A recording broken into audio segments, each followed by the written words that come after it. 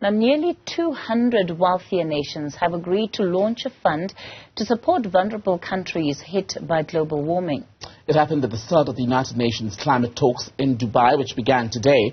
Newzroom Afrika's Ziyanda Ngcobo has more from there.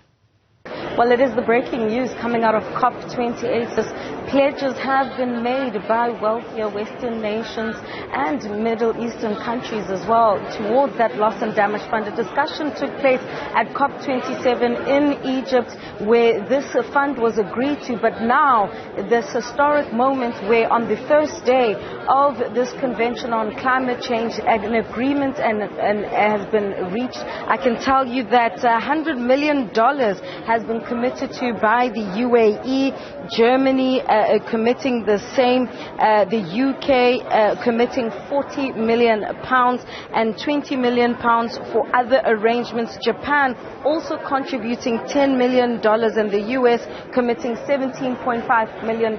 Critical for countries like South Africa. You're under the grips of a heat wave as we speak, but towards damages caused by floods, wildfires that we saw in the Western Cape. That's what this fund is designed for.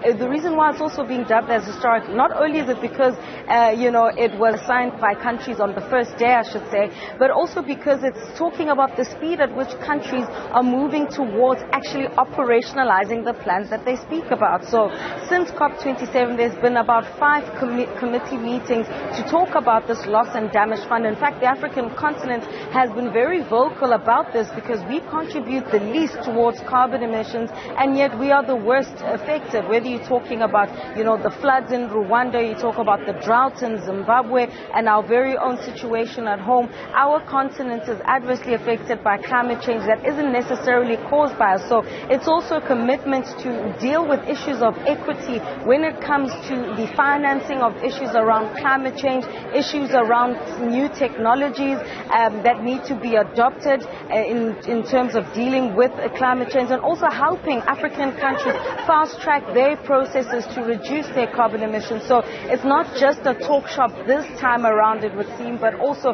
real pledges and putting their money where their mouths are, in particular from the richer countries.